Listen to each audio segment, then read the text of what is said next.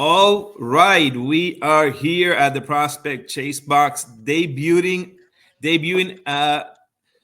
episode stories, new little project we've got going on. This is our first episode of what we are calling at this moment Prospect Stories.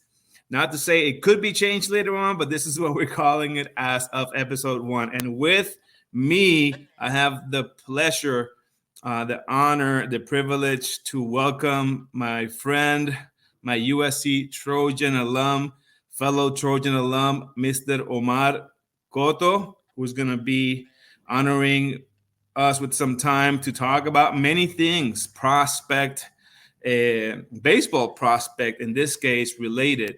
So before we get into this, we want to thank our sponsors. No one.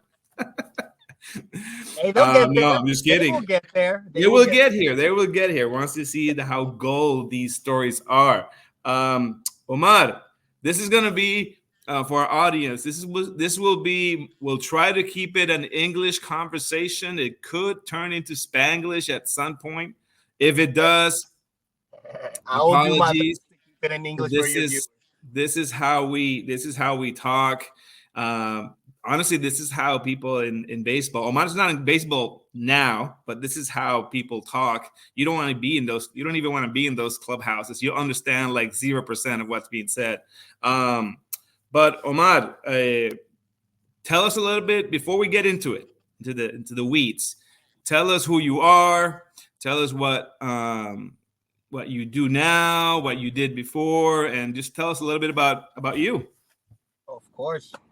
Well, right now I am a licensed massage therapist here in Puerto Rico. I'm going on close to 7 to 8 years as a licensed massage therapist. After that, I was a trainer for a couple years, and then, as you know, playing baseball here in Puerto Rico and with the Milwaukee organization. That's amazing. Thank you. Thank you. So, just so our audience knows, I met Omar when I was pursuing my MBA at USC. I think I reached out to him at some point during my time there because I figured, okay, maybe I know some of these Latino players that are playing any not varsity. This is not high school. Any college athletics, big major programs. There has to be one or two Latinos and maybe even some Puerto Ricans because I know that USC has a pipeline in volleyball. So as other schools, but I know that occasionally USC has recruited some volleyball players from our island, and it got me thinking. It's like I wonder if there's some baseball pipeline or something, right? Some track history there, and it just turned out that you were playing, you were on the roster. I'm like, I'm gonna reach out to this guy. I'm here for 3 years. I may go check out a game. I used to play myself. But we're not going to get into that story because it's not about me. But I love baseball, as it's pretty obvious. I love the game of baseball. And over time, I've gotten to know and love even more, the business of baseball, of professional baseball. So that got me thinking, I want to know this guy. And that's kind of like how we met. And tell me a little bit about how you got started. Let's go back. Tell me a little bit about how you got started in baseball, in Puerto Rico, all that stuff. Well, for me, it was kind of a weird startup because I started very late, traditionally for Puerto Ricans. Here in Puerto Rico, there's babies already at 3 years old, Right. taking hacks, daddy hacks, 3, 4. So I started when I was probably 8. And before that, I wasn't really doing any sports. I did karate for a few years. I was in a little league sports in Orlando for probably maybe 6 months, but not really into it. Okay. It was once I was here in Puerto Rico that my dad took the time to be like, all right, let's see what we could get out of you. Okay. It was my first year at 8. I remember there was a team. It was the worst players of each team that didn't like the teams didn't want the kids. So Hmm. those kids their own team, and I was part of that team. That's That was my interesting. first year. That was my first year playing baseball, and we were so bad, and I was so bad. So you But were it the was opposite of a travel team.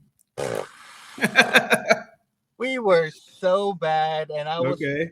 the outfield just like clueless. But my dad was patient, bless his soul, and little by little that year, I just took a crazy dramatic Leap. jump. Yeah. Oh yeah, Okay. by But did you year have inclinations? I mean, you said you played some karate. You were engaged in karate, this and that. But it was obvious, at least maybe to your parents, that you were athletic, right? That you had athletic capabilities. yeah, they were just probably waiting on me to like pick for something, but I really Right. didn't have anything at that time. It was there when my dad started practicing me. I'm like, all right, I'm enjoying this. This is nice. And the leap that I took from one year to another, because the following year, all the other teams were like, hey, we want your son on our team. He's really good Right. now. All this stuff. What was And it about that leap? Was it pitching, like strength, batting, speed? What was it? All of the above, or hey, practice. I you know what am I'm saying? Like what was the what was exactly the leap? Was it like all of a sudden you can bat everything and hit the ball really hard, or you were really fast, or you fielded it oh, well? All it of it? was all the above, from Okay, fielding, from hitting, all the above. Just I was more coordinated for the game. got it. Okay. It's funny So to me. I'll make a quick segue. It's funny to me to hear that because my son just started little league um, this year, okay, and how like old is he? late because he's in t-ball. Okay, He just turned 7 2 days ago. nice. And by the way, I just turned 46 yesterday. My God. Hey, you're still young. um but so it's funny to me because I'm seeing it. He started late because he's really we're trying to decide, like, show him, expose him to many things. There are other things I won't get into, but he started late. But for me, already as a t-ball, that I can already tell at an early age who has sort of like the potential, right, to develop. Because I'm Yes, involved as a t-ball parent. Like I help with the fielding, I help with the hitting, and I could tell that some kids just are naturally more gifted than natural, others. natural, and we can't do anything about it. Like you could see, and that's not putting any hate on anyone. Like there's level to this. You can see when a kid has the potential to be something more, maybe Yeah, to be successful in high school, not yeah, going to the pros. We got to be right. realistic because I think this is the issue with our society now. You see a 10-year-old Yeah. balling out, and they're like, "All right, this is my ticket to the MLB." It's not like Okay. that. So when at But what point? Okay, so you start developing, and all of a sudden you start your dad. Obviously you keep going 8, 9, 11, 12. All those. I think it becomes what, majors or whatever it's called at some point after let me here. let me put a pause right there. It was 12 years old where I actually decided for myself. I'm like, you know what? I could really do this. And it Okay, that's wasn't just for early. baseball. Yes, yes. I really, for my mindset at 12 years old, I told myself, okay, being an athlete, because at that point I was experimenting with different sport. It was only baseball. I know we're gonna stick to baseball, but I at that point, being 12 years old, 13, I was already doing 4 to 5 sports, which That's which were perfect. cross country, track and field, volleyball, basketball, and baseball. That's the way to do it. We've lost our way a little bit. We can talk about that later. We've lost our way, but that's how you're supposed to do it. So at 12 years old, I decided, all right, I'm good at this in different sports, and I think I could provide for my family. So from there on, it was just Game on. keeping in my mind, how can I get better at baseball? That's it. Interesting. Yeah, Interesting. yeah. So at that point, when you're 12 or 13, you said that you're practicing all these sports, and I imagine that you're seeing that you're more than adequate. You're pretty good at all of them, if you will. But then, was it a mental exercise of like, yes, of all these, which I like, I enjoy this one the most, and I have had the most skills in this one. Was that the thought process, or The thought process was this. for track and field, because I was more of a leadoff hitter and I was very explosive. So for track, my idea was how to get better, quicker stealing bases. For Got it. volleyball, my approach was how to be explosive with my legs, my first step in the outfield, reading, how to move my hips. So those sports helped me improve in baseball. That was my thought process. Even I though I love it. I love it. And such an early age, you were thinking about these things. That's amazing. So you were deep. You were doing research. You were involved with your dad. You were doing like you hired. I imagine your dad or whoever hired or a school. You had like a trainer to help you with all this. I imagine. see that's times were different back in the day. It wasn't anything specific. I would train. My training wasn't for baseball. My mentality was for baseball, but I was training For specific everything. for those for those Yeah, for for the those skills sport. you mentioned. Yeah, Yes. for the spurt, Because for the track, quick trick. Yeah. I don't know how to say this in English. Yo soy medallista centroamericano as You a track are. You are. Central American Games. medalist. Yes. Medal winner. So In track or track and field in the 100 meters. Yes. So my fantastic. I fastest did not time, know that about you. Okay, we that's don't have to awesome. talk. At what age? I was 13, 14 at the time. And this is but Central these are the American Games, major games, or there are like the juniors or juvenile, yeah, whatever. Okay, juvenile fight. the junior equivalent. Okay, Yeah, no, that's amazing. You placed what, but second, third, first, third place, third? third That's place. awesome. That is really But good. I don't know. Yeah, I mean, I know you were fast, obviously, but but my mentality was that like this is gonna help me for baseball. Yes, I am good. Yes, I am successful. But my whole purpose is what for baseball.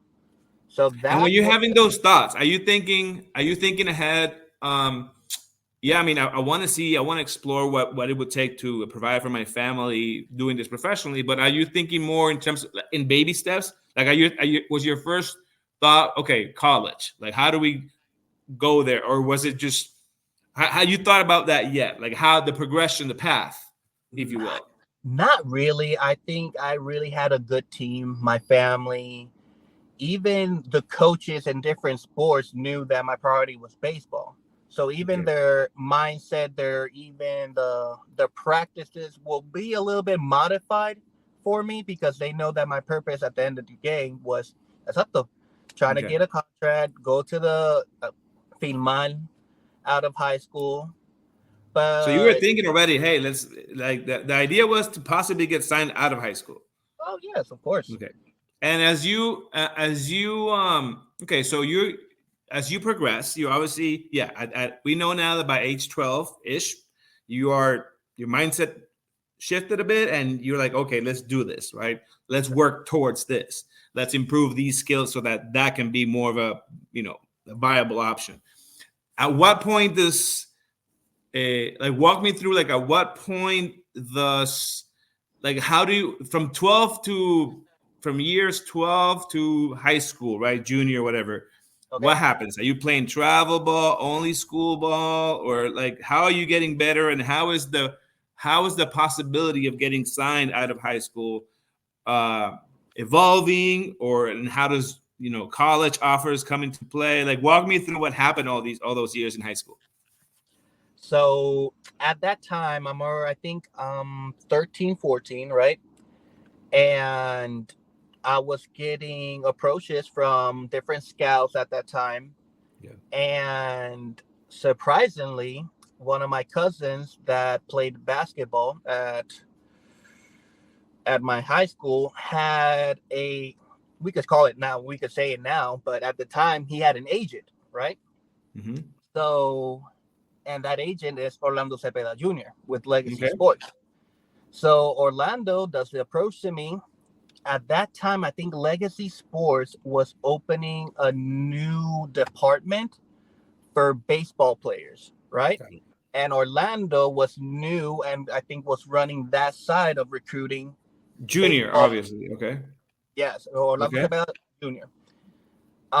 Recruiting for that category for baseball players because I think they already had basketball, so they wanted Okay. to explore and expand with Latinos and basketball players. Okay.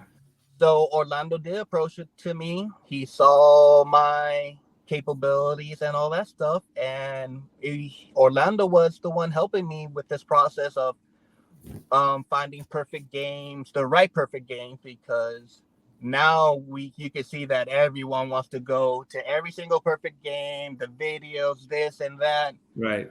Orlando was very protective of me of just going to the right ones when we have to go, and that's it. Okay. So Okay. my thing from 13 basically to my senior year was how to get better and be the best possible player I can be.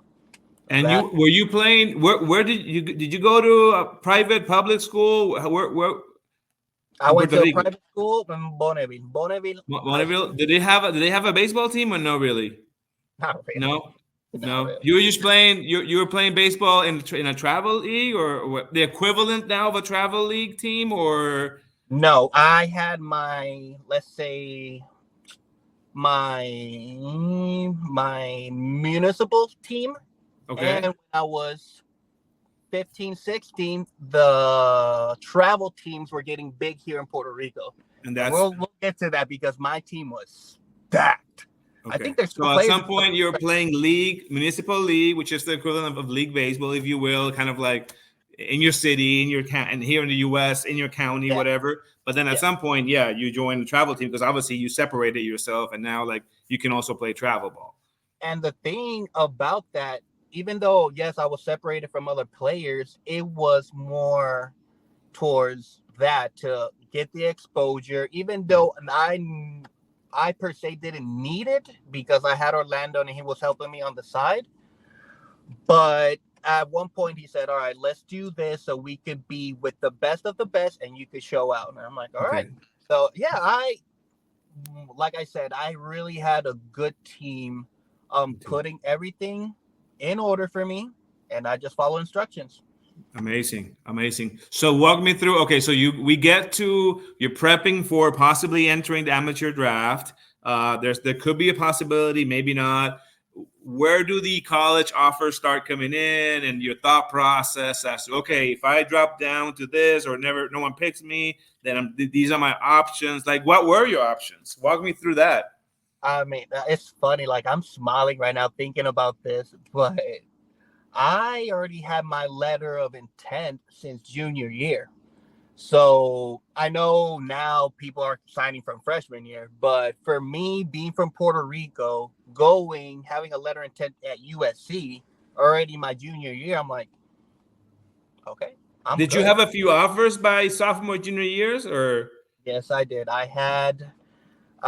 Orlando took me to a Alex Alex Cora or one of those studied there and that's was what I very was in Miami, uh-huh. UM. Yes, UM. Yeah. Hmm. So I went to a summer camp that I think my sophomore to junior year, I think. Okay. Showed out well there in Miami. So basically Miami, LSU, USC, and Harvard made me an offer, but I didn't have the right, I think, ACT score to go Got there. it. Got it. But So those were it essentially boiled down to LSU, UM, and USC. yes, And sir. did you obviously do like unofficial Return or official visits at all of them and all that stuff? official visits at USC, unofficial at LSU and Miami. How did so before USC came into play? And I'm super interested in learning how the USC connection developed. Was it through Orlando, or did you have a connection to a coach, a player? Because it's not. Is it usual for USC to recruit in the Caribbean, or Not at all. Not at all. walk me through that? I'm very interested in hearing how that came about. All three coaches at the time, I think it was Gabriel. Gabriel was the one that did the most approach with me, and Frank at the time were saying like yes, that they were looking to expand and Okay. just find because most of their team were developed as West Coast or even locals from there Yeah. from California. It's such a big supply of talent in California. They don't sometimes they No, don't even have to go outside of California. that's true. What is Yeah, California?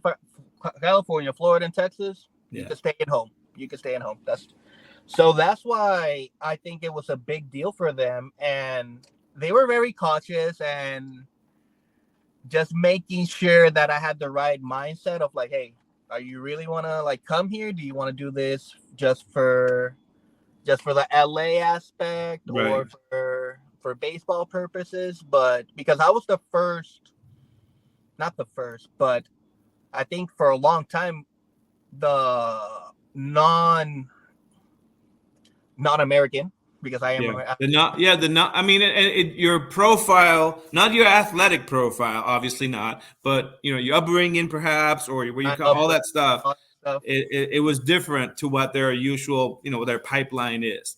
So, Correct. I mean, it makes sense for them to be a little bit worried, not worried, wary of like where your mindset was at, what were your expectations.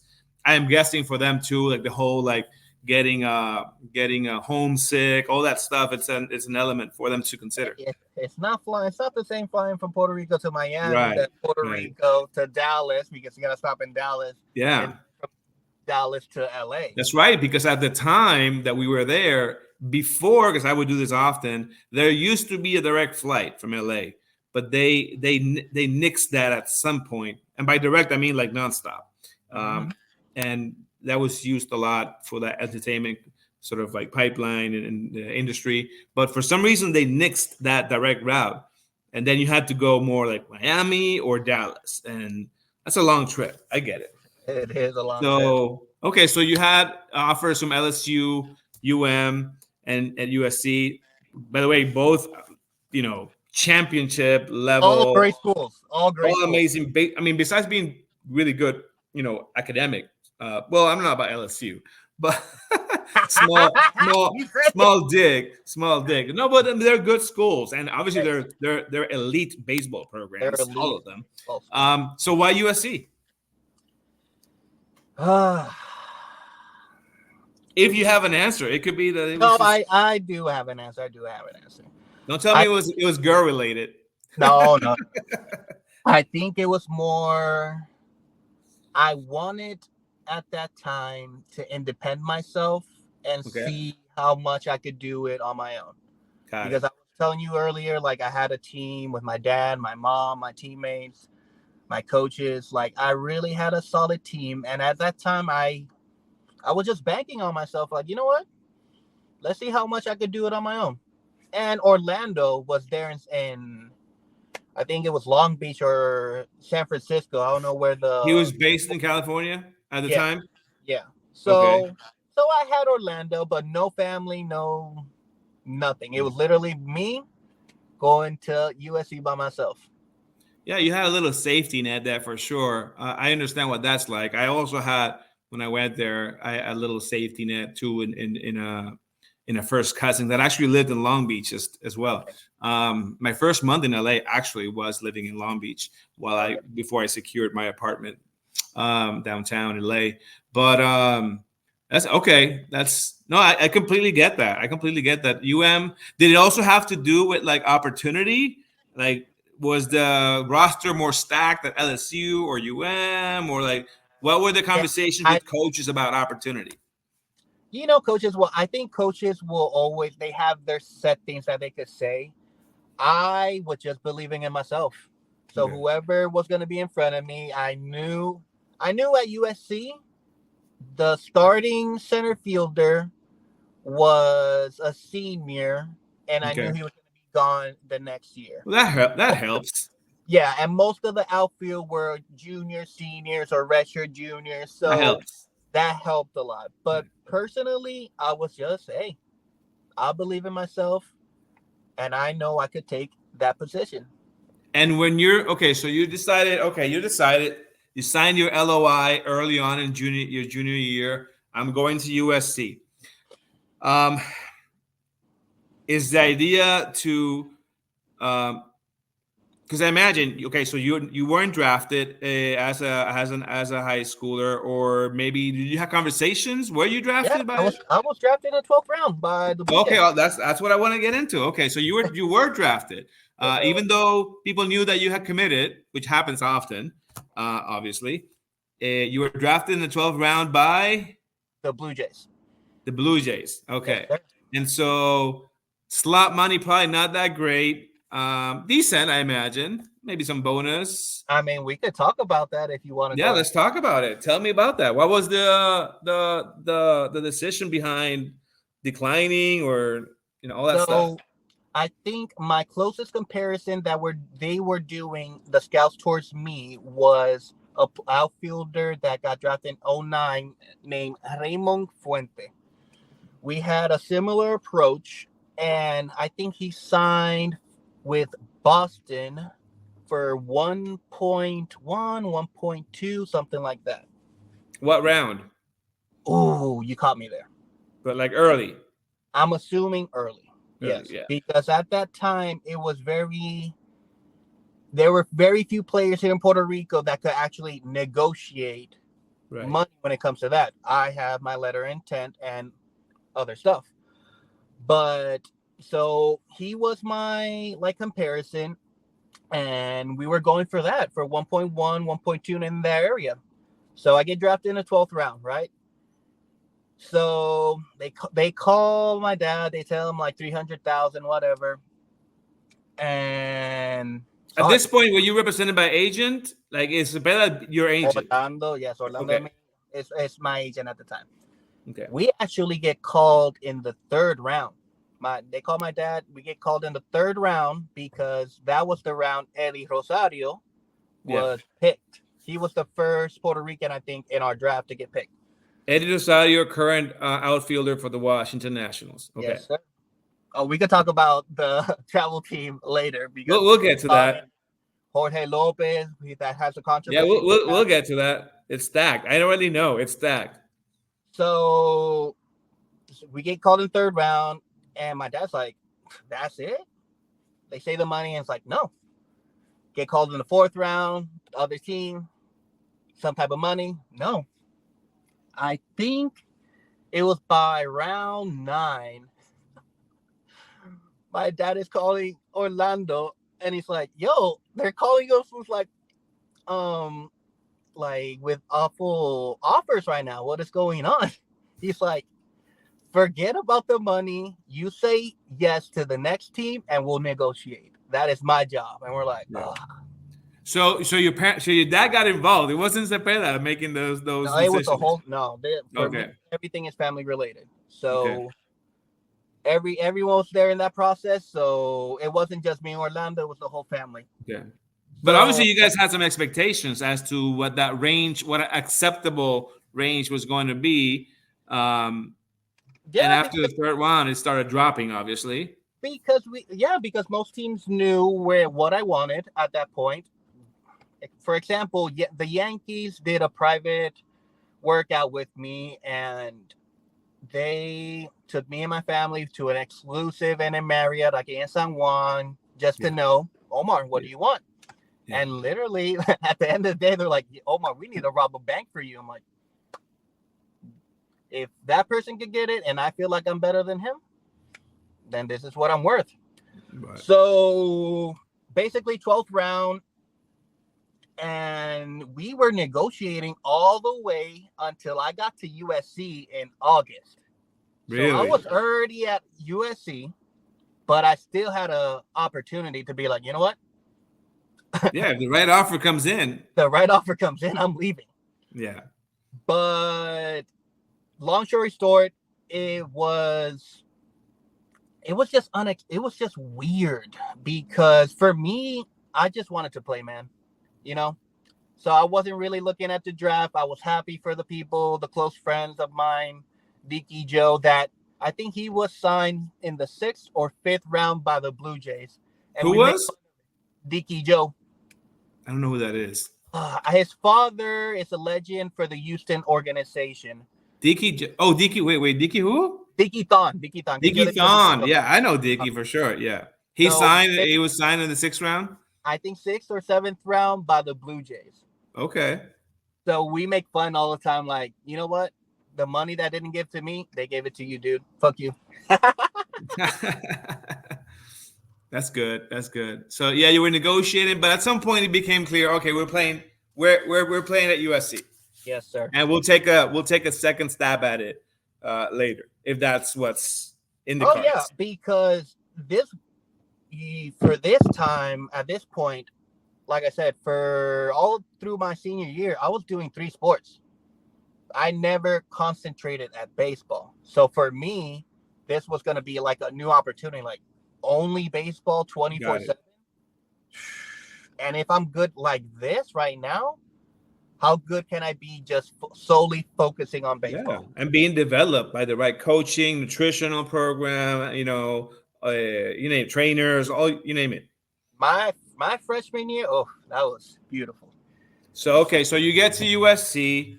Um, You get to USC. Walk me through that freshman year. You're taking in LA. Um, Tell Uh, me. I mean, I know it could take us hours to talk about LA and walking into that scene. But just tell me about just baseball experience. I mean, you can walk me through any aspect of your freshman year, but like, tell me what it was like. The shock factor, then focusing on baseball, LA, you name it. man, I think it's more the student athlete life, and that is a real thing. Now I think about it, how much. So, what was a normal day? I will wake up, what, 5 in the morning, get ready, because we had morning lift my first year, Okay. or from 5:30 all the way to 7ish, right? Breakfast, get something real quick, shower, have my morning studies from 8 a.m. to 12, right? Lunch, probably have something in between of tutoring or something like that. Then we have our practice from 2:30 all the way to 4:35. More tutoring afterwards, and then I had my me time. So I was just like, wow, this is a different process. Then comes to the team. I'm coming from Puerto Rico. Hey, I was like the big fish in the pond. I go there. Whoo, whoo, what is this? My first year, I think I was the smallest on the team. And I'm 5'11, so I'm like medium size in height. 5'11, and I finished up my freshman year weighing, I think, 200. I Okay. gained that my freshman year. I gained close to 15 pounds in muscle, just good dieting and all that stuff. So just being like the smallest one on the team and just seeing everyone so developed and just seeing everyone, it was just It was humbling a for sure. humbling experience. And I Yeah. needed it at the And time. you're a freshman, right? And you say you needed that because you coming from, you're a big fish in a small pond, Hey, and now you're like, whoa, there's some yeah, athletes in here. there's some Um, athletes in that can be here. intimidating for sure, and definitely humbling. And but you're enjoying as student athlete. The life. You're in LA, good weather, pretty women, good things to do, like great things to do. But you're focused. You're focused on baseball. You're focused on improving. I'm sure you're already seeing kind of what the opportunity is with the proper training and support group. It must have been a fun couple of years. Man, when it comes to that, it was fun. Like, I know I had my ups and downs and all that stuff on the field, but I was giving myself the best opportunities. And it just, I think my freshman year, because my freshman year was the one that dictated me afterwards, because they gave me an opportunity. I think I had 40 something at bats my freshman year, and Yeah. I had 3 hits, I think. Yeah. So they gave you a chance, but was it just meant? Were you not ready, like mentally, or did the game? Did the game change? Is there a change in the pitcher approach and like? pitch sequence or types of pitches, like, or was it just mental Man, for for me, it was you? just mental. For me, it was just Okay. mental. Going back to what I was saying, my family, my team, they kept me focused and at bay.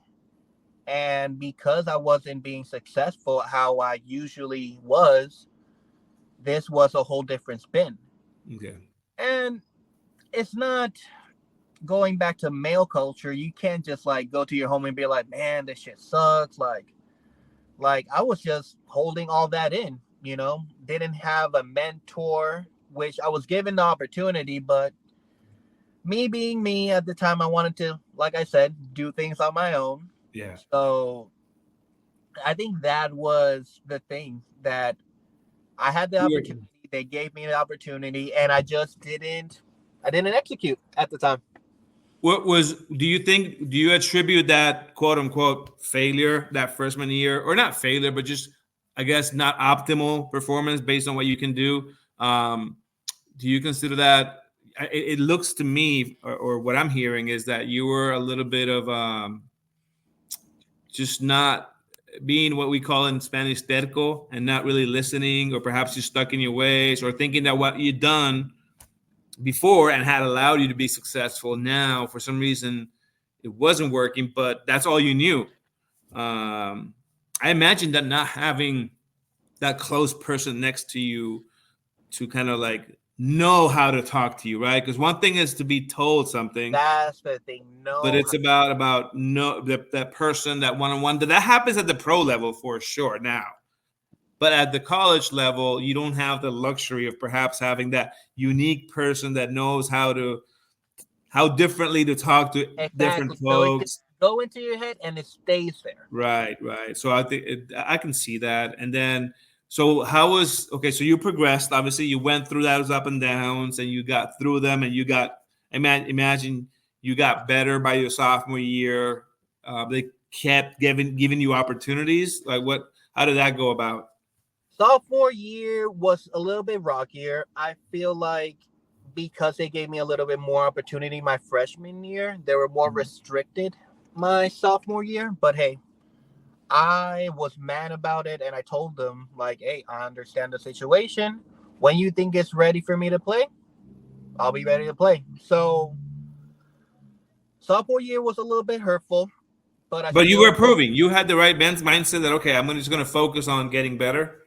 yes, Or were because you mostly still mentally kind of like not checked out, or not where you needed to be? I was still focused because I still have 3 years. Okay. Remember D1, I gotta wait till my junior year to sign. Right. So Right. even at my first 2 years are absolutely horrible. So I Yeah. All balled out that my matters is right before. Right. Right. yes.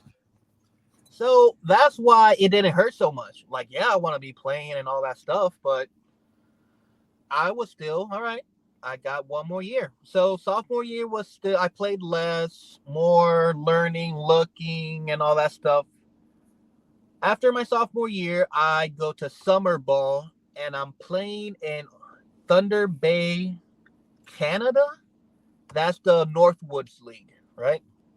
And this is do they recommend that you go? They send you, or is that a personal choice? How does that work? That is all depends on the coaches Okay. and your level of prospect that they think you are. So some of my teammates went to the Cape Cod, some of my teammates went to Northwoods, some Texas League. All depends where they think or Baseball America things and when it comes to prospects. So because most of the prospects go to Cape Cod. Yeah. But And this happens during college ball. this is the window exactly. Once this is end of what May all the way to early August, Okay. Northwoods because they play 70 something games. So it's very similar to like a minor league. Wow. Uh, So college kids, college athletes that are in this pipeline, there's no. It's 24 hours, 12 months a year. There's no summer. There's no working at Home Depot yet. no man, I say it It's and I laugh. exhausting. For my 5 years at USC, I went back home 4 times. That's it. Wow.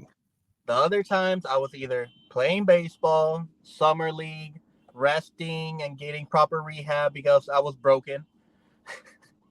But yeah, only 4 times. And when I But go listen, back, that was the dream, right? We're working. That was the dream. You're like you're focused. You're hey, laser focused. I'm You smi- have I've been your. smiling throughout this whole process because you're just bringing me back to memory road No, and well, that's the point. how I was That's, loving all of that. Was that's I suffering? Probably. Was I in pain? Yes. But mental man, health. Who? What's mental health? it was Right? that was beautiful for me. So No, no, sophomore year, that's the point. So uh, that's the pathway. So at this point, obviously, that's the dream. You're like working toward your junior year. I think probably that's when I met you, when you were a sophomore or junior. Probably, I would imagine. I think so. So because at the time that I met you, you're playing. I think it's your junior year. You're playing out. You're out there. I don't think you are. Yeah, you were either an everyday starter or you played a lot. Um, to be my redshirt junior year because Probably because you're playing, you're getting ABs. I'm seeing you play. You're putting up numbers. So finally, the work it's paying off, and you're putting some numbers. Um, I would and walk me through them. I'll be perfectly honest. I did no college stats research before this call. I know that you put up good numbers. I don't remember they were like astonishing numbers, like round one numbers, but I know they were pretty good. I knew that at the time that you were pretty good and that you probably will get drafted. But we didn't keep in touch that much. I honestly didn't keep in touch. I was honestly at the point I was meeting my now wife. I was enjoying the last years of LA. I wasn't really paying that much attention, that close attention. But obviously, you were good enough. Uh, Entering, like the dream is becoming a possibility. There's a pathway here to entering the draft again. mhm. How did that go? And then walk us through, going undrafted or waiting or like walk me through the So whole. It's happened. It's here. You finished at USC. What happened? man, so at the time, so I'm a redshirt senior, right? And here I'm kind of like, man, what is gonna happen? First time thinking about it, but didn't really believe it. Like, this might be my last time playing baseball. But I didn't believe it. So it didn't hurt me that much. So I go home, right? And just like that, I think either it was a mail or a random call. I really don't remember. And they were asking me, like, Omar, will you be willing to sign as a free agent? Undrafted. And I'm like, yeah, Because at this point, has the draft happened? the draft happened. Yes. Okay. So So this was you're probably walking into one the of draft. Are you being represented by Cepeda again? Like same support group or different? Orlando's out of the picture. It's just Atlanta's out of the myself, picture by now. yeah, Okay. me, myself, and family. That's it. You yourself and family, and you're like, hey, we're entering the draft, but are you feeling hopeful? I've been doing some conversations with some teams, or it's been quiet. It was really quiet. If I had like 2 conversations, it was, and it was basically that asking me, Omar, are you still willing to play baseball? Yeah. Yeah. Because I was kind of going through a rough patch my last year. Didn't play because I was mentally, let's say, yeah, I was depressed going through my stuff. And yeah, right there, like baseball was not a priority. And thank God the coaches and even the baseball staff were there for me and That's respected. good. I was So you were not okay. playing, but you were there was a little bit of going through the motions where like you were like, this. I mean, I'm playing, but it's my mind's not fully there. I don't think the draft's gonna happen. Um, And imagine in your head, you also it's kind of funny, not funny. It's interesting to talk about these things now because they're so far removed, right? No, And it all goes to show that everything works out in the end, right? You're supposed to be where you end up where you're supposed to be. But at the time, it's fun. It's interesting to go back and and think about these things. So you're done at USC, you graduate, and you're about to go home, keeping your options open, and that's when it happens. Milwaukee calls. They told me if